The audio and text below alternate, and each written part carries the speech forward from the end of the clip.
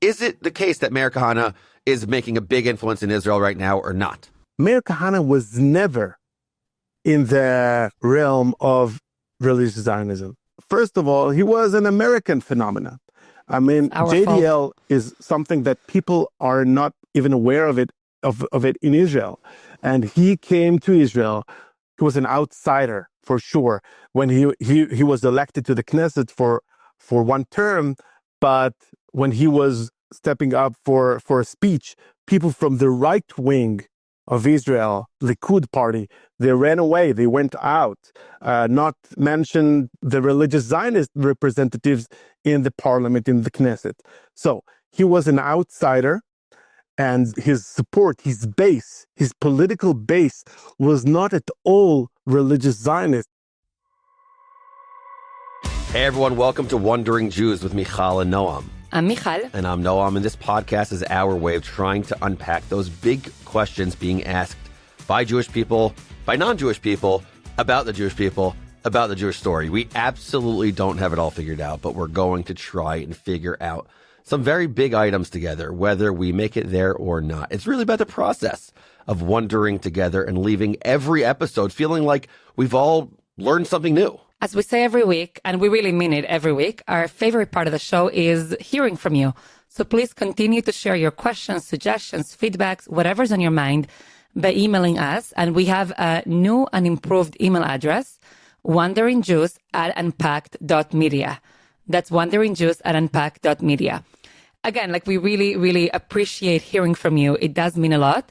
I wanted just to offer a special shout out this week to Charlie, who shared with us that he and many fellow Christian Zionists are big fans of the show, and that last week's episode about moving to Israel or not, in particular, got him thinking about the value of Israel, and also just thinking, is this only a value to Jews, or is this a value for maybe also Christian Zionists who might want to consider it?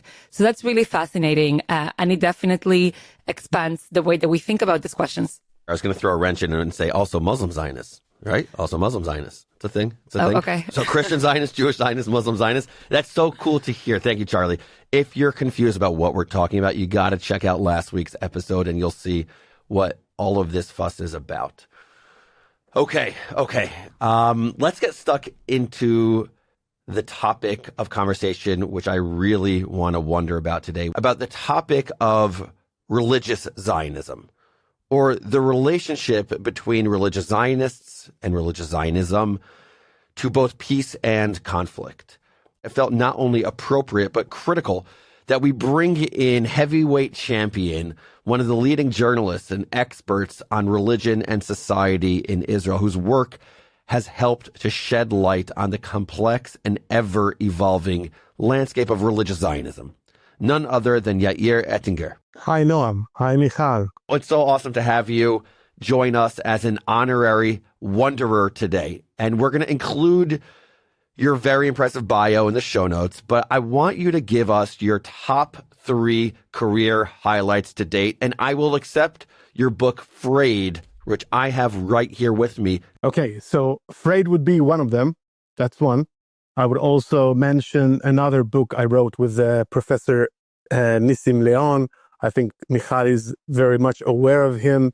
He's a professor. He's an expert in Sephardic Judaism and Shas movement, which is also a religious movement and a social movement and a political movement.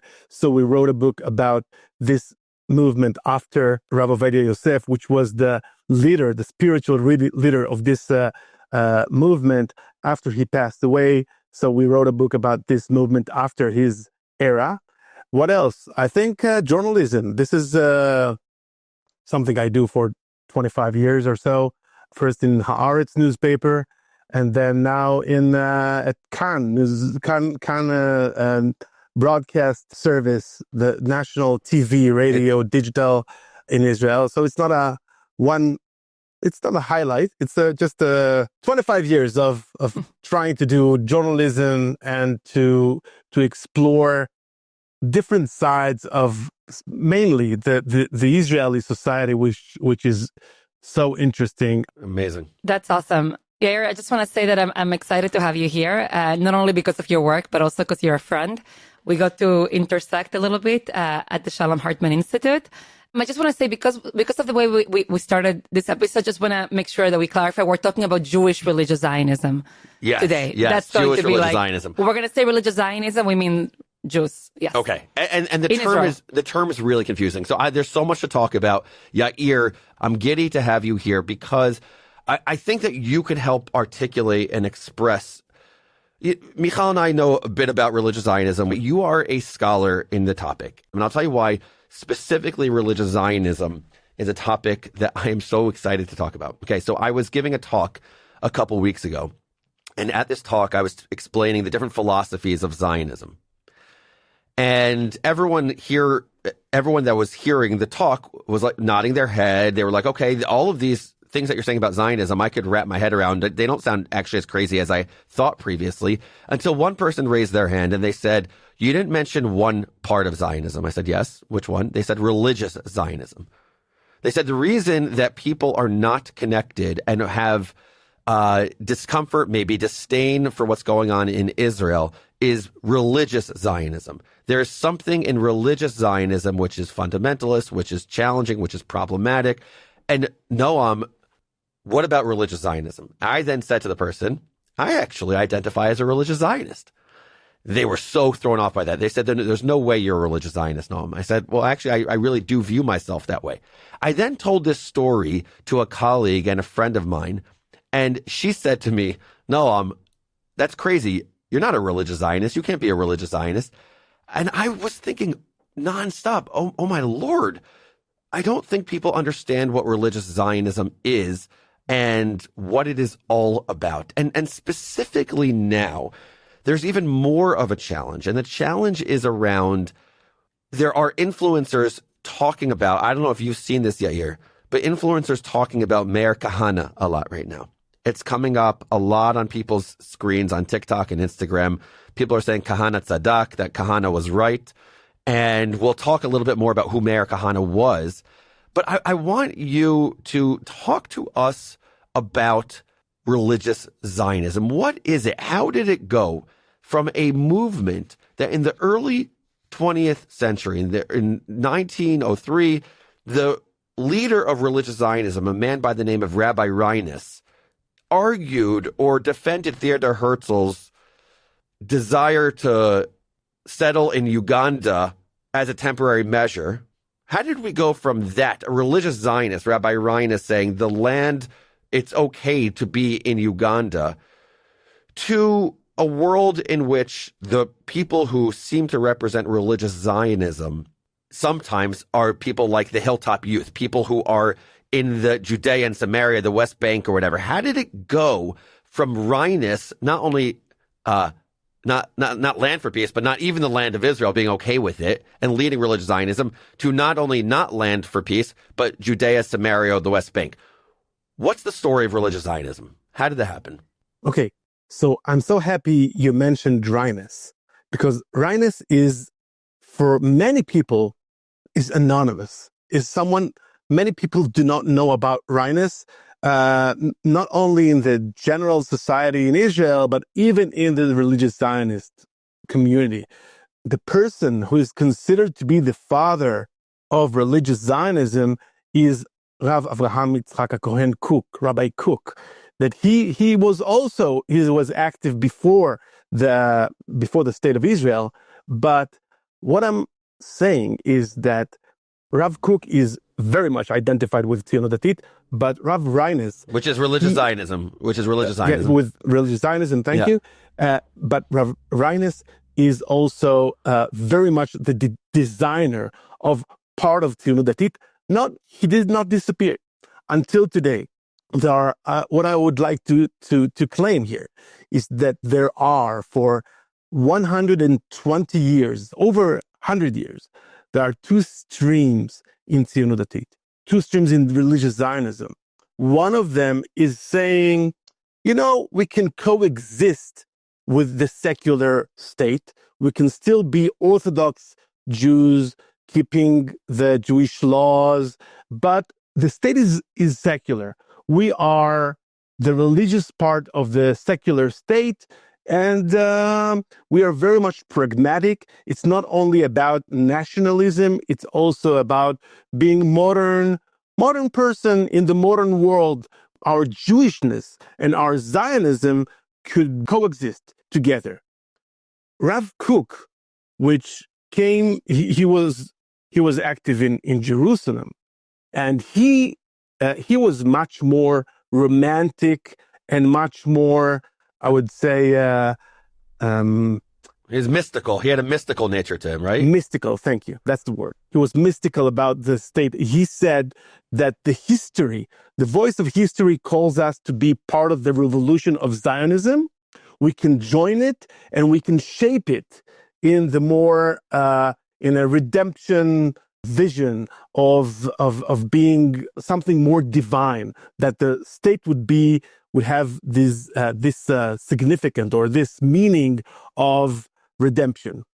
These are two attitudes towards the state of Israel. One of them is much more active. One of them is a little bit more laid back and modest about the causes. And the Haredim are the ultra-Orthodox of Europe, ultra-Orthodox who were very much isolated, or they said, we have no part with these Zionists. Either you're Orthodox or Zionist. And Reines said, we could be both. So far, what I'm hearing you say is there's the mystical Zionism of Rav Kook, and there's the pragmatic Zionism of Rabbi Reines. And there's both streams within religious Zionism, and there are different aspects of it. And you wrote in your book, I'm going to quote from you if you don't mind. You wrote, here, I'm reading your book. Starting in 1967 and with mounting force after the earthquake of the Yom Kippur War in 1973, and ever since, religious Zionism increasingly took hold of its sense of self as the true inheritor of the Zionist revolution. That something took place in 67 and 73, that religious Zionism started to have a much more active impact on the state of Israel. And I'm using the word the state in two different ways. Yes, so no doubt, religious Zionism took many different turns during the years, and I think one of the most significant was between 67 and 73. Rabbi Kook, the father, Rav Avraham Yitzhak Kohen Kook, he admired those secular Zionists who built the country. His son, Rav Tzvi Yehuda Kook, took it to the next level, or to a different level, to a level which had many times it's confronted and had conflict with the secular state because of the settlements. He put the settlements, or building settlements in Judea and Samaria and Gaza, as one of the top priorities of Tzionut Datit. It wasn't that way before. For many young people, this revolutionary vision and spirit, let's go to the hills of Judea and Samaria and build a settlement, was a young people movement that said, okay, let's change the world. It was very much the ethos of those young people, even though, it has some conflicts with the state of Israel. Okay, so the secular state, we're going to be the revolutionaries. People will follow us at the end of the road. It didn't happen so much, but or partly it happened. But for many people, it was enthusiastic. It was very much. It was rock and roll. People are going to the hilltop, and building a new settlement, building the revolution. So right now, you've teased out almost like two key ideological streams within religious Zionists in Israel. In terms of demographics, like zooming out for a second, how big is the population of Jews in Israel who would identify as religious Zionists?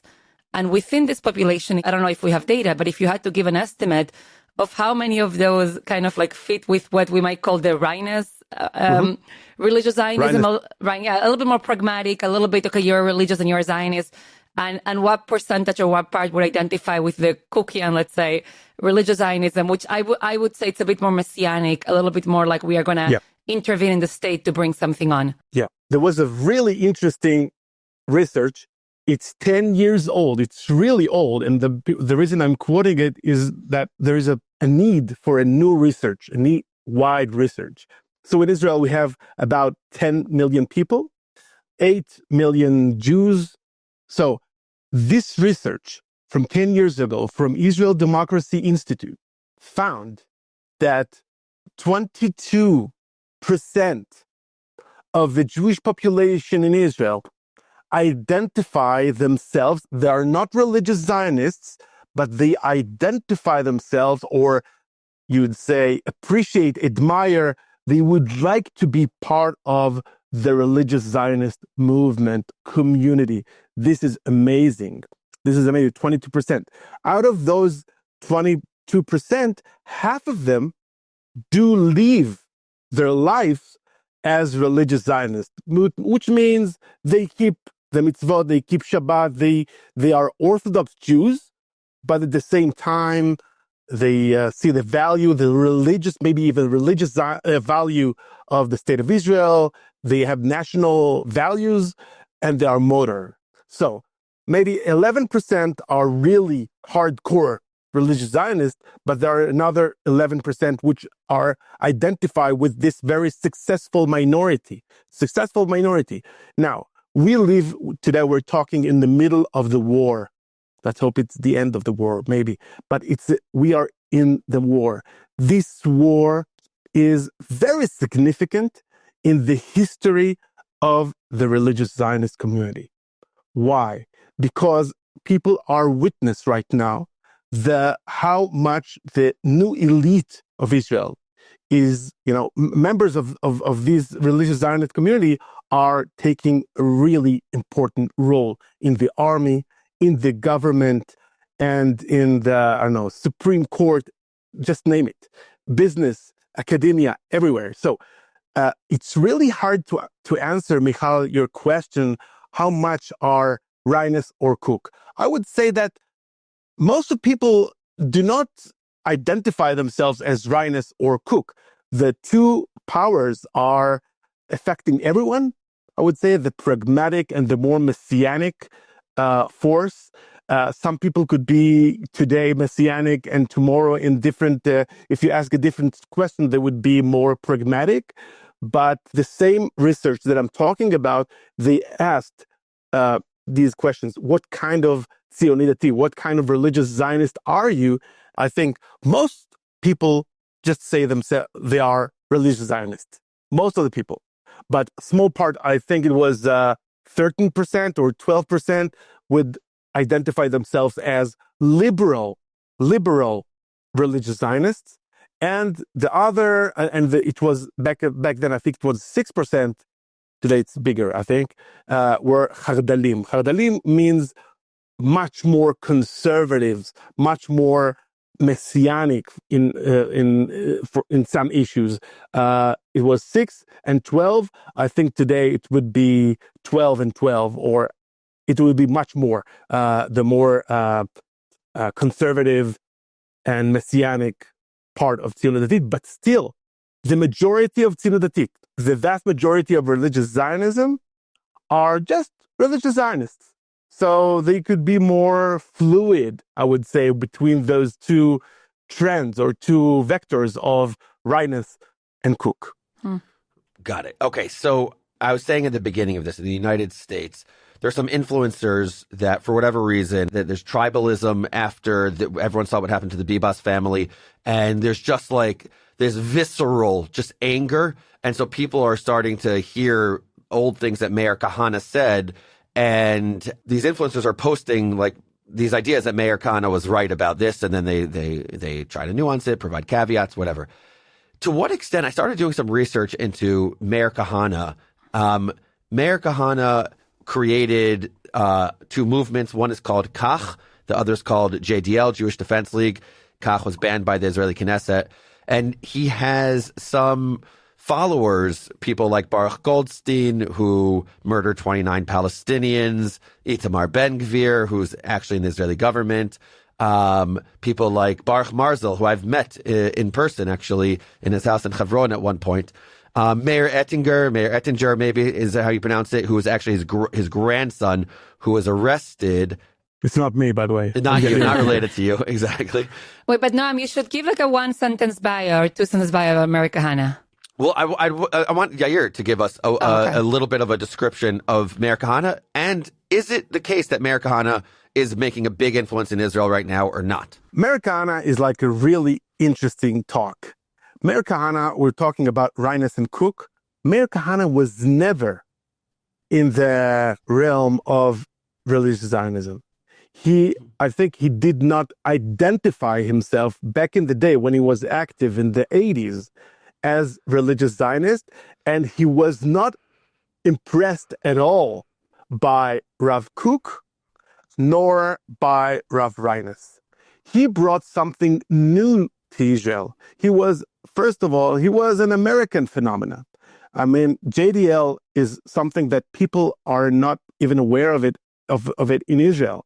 And he came to Israel. He was an outsider for sure when he was elected to the Knesset for one term. But when he was stepping up for a speech, people from the right wing of Israel, Likud party, they ran away. They went out. Not mention the religious Zionist representatives in the parliament, in the Knesset. So he was an outsider. And his support, his base, his political base was not at all religious Zionist. His supporters, they wanted something more nationalist, more hawk, more talking about transfer of Arabs from Israel. So his base was not religious Zionist at all. But what happened was, and this is a good chance to talk about it, that Reines and Kook, I mean, they are 120 years old, or their legacy, their ideology. But, as things are happening, there is privatization. There are many other trends and many other mix. What is privatization? Privatization is that the ideology turns to many, many different directions without guidance from above. It's a market of ideas. And as I mentioned before, the 11% which are identifying themselves as religious Zionism, but they're not really religious Zionists. So there are the Israeli society is a mix. People are mixing religiousness and secular values, East and West, and also it happened also in religious Zionism. Many new ideas. Some of them, by the way, are liberal. Some of them are much more nationalist. Got what was observed inside, and the Kahane phenomenon is a new thing. It's something that mixes the ideology of Kook, Rabbi Kook, with Rav Kahane, and today it's becoming more common, more normal.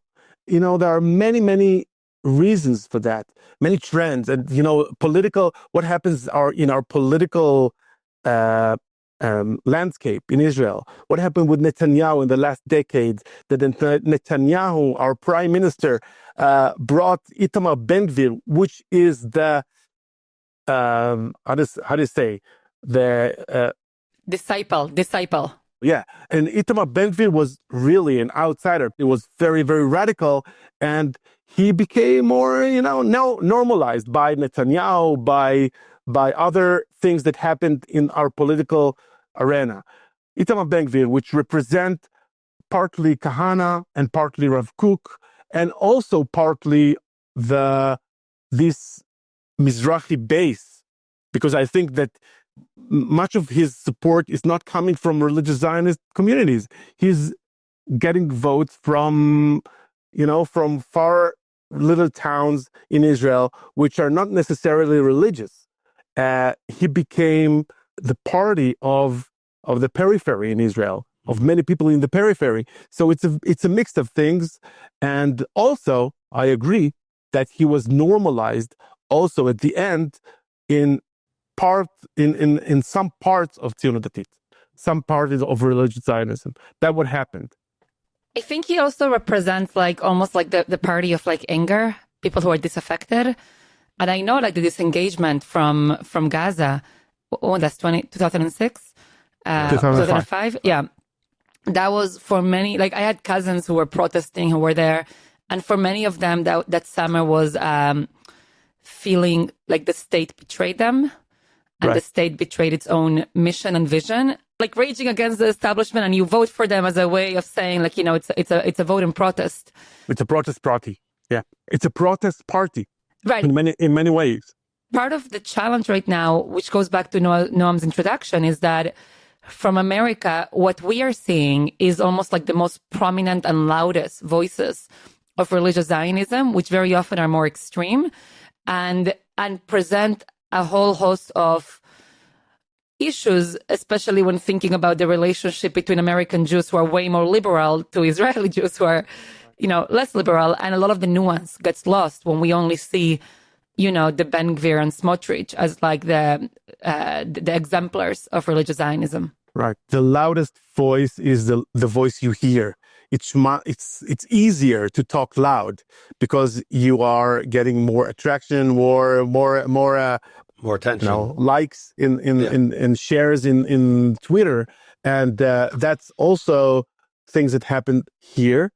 You know, we can't go over all the reasons for Itamar Ben Gvir's success right now, and he is a success. But let's not forget his coalition. He has a coalition party with a party that named itself Tzionut Datit. Tzionut Datit means religious Zionism, and this is Smotrich, which you just mentioned, Mijal. And Smotrich did something really controversial. He took the name, the brand name of Tzionut Datit, religious Zionism, and named his party in this name, even though he represents just one part, the more conservative nationalist part of Tzionut Datit. And the question, and it's a great question, what happened to the majority? What happened to the nuance? What happened to the old Reines or pragmatic people of this community? Why are they so silent? So I don't know what's going to happen, but I think the war could be a shifting point. I think that Ben Gvir and Smotrich coalition together is partly a change of values and ideology from the community, and partly also political circumstances, the push by Netanyahu, the anger. I think this is maybe a changing point, which religious Zionism as a whole has a lot of power in Israel. And I think that many people from this community today, they are distanced themselves from Bezalel Smotrich and Itamar Ben Gvir. You could hear that in many talks, and many people are writing about it. The question is, will there be a political power, a movement that says, okay, we are different. We are taking back, reclaiming the name Tzionut Datit. We are reclaiming the name religious Zionism and building something new with more of our secular partners, secular Israel. And that's a question. I have so many more questions for you, Yair. I have to ask two more questions very quickly. Okay. But the two questions I have for you is if you could list the two biggest debates within religious Zionism right now, what are they? What are the two biggest debates within the religious Zionism camp? And my second question to you is, do you think that religious Zionism is the reason there is no peace between Israelis and Palestinians? Or do you view religious Zionism as something that's providing the soul to the Jewish character of the state of Israel right now and pushing it to its next stage? Okay, two issues. I would say one of them would be during the war, the question of a hostage deal, because the representatives who call themselves religious Zionism, Tzionut Datit, Smotrich, and Ben Gvir, they oppose any deal with Hamas, whereas their voters, or many of their voters, they are for the deal. They do not accept Smotrich and Ben-Gvir's stand, and but other people do accept. So I think this is really splitting the community, and it's a really and if we're talking about Tzionut, I mean, one party is getting more radical or more with conflict with mainstream Israelis, and the other one is getting closer to the mainstream. This is something really interesting. This is a major conflict right now.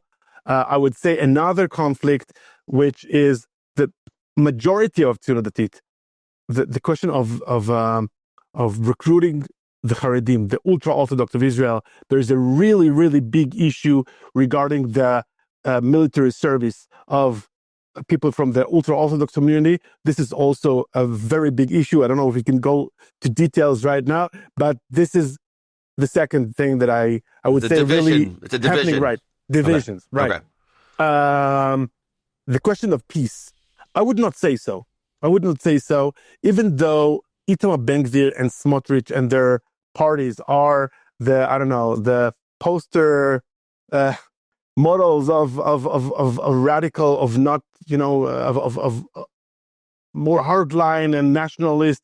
I think what happened in Israel regarding the peace, the question of peace, is a big book that we have to write about what happened in other parts, other sectors of the Israeli society. The Israeli left wing, which are for a deal with the Palestinians, is really tiny right now, and it has nothing to do with Tzionut Datit. I think it's a process that was forming for a generation right now, and Tzionut Datit is just a part of it.